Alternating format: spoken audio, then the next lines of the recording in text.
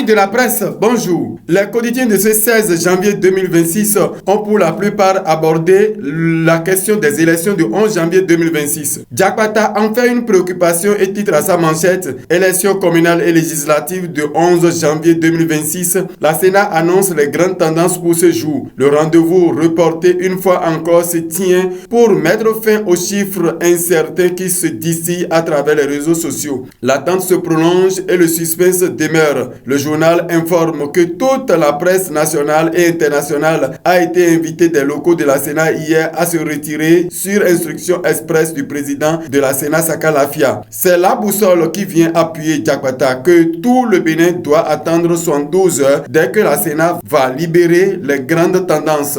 Le quotidien titre à sa manchette résultat des élections couplées 2026, le Bénin suspendu aux annonces de la Sénat. Le projecteur rassure aussi que la Sénat donne de la voix ce jour pour livrer les chiffres certifiés. Ce sera la délivrance de tout un peuple soucié de l'avenir de son pays. La nation, après avoir analysé les chiffres qui circulent de part et d'autre, se transforme en enseignant pour apprendre aux Béninois à savoir apprécier les documents. Le plus important est de vérifier l'origine du document récapitulatif des résultats, son auteur, avant d'y croire. La tribune de la capitale confirme aussi que la Cour constitutionnelle rend public les résultats définitifs dans 72 heures après les chiffres certifiés de la Sénat. Le dispositif qu'il faut pour mieux sécuriser le Bénin s'achète toujours. La police républicaine reçoit du gouvernement 4 ULM pour renforcer la sécurité. Le taux se resserre autour des 100 fois ni loi, affiche le chronomètre qui dénonce par ailleurs la pénurie des 4 SIM marchandes Celtis Cash,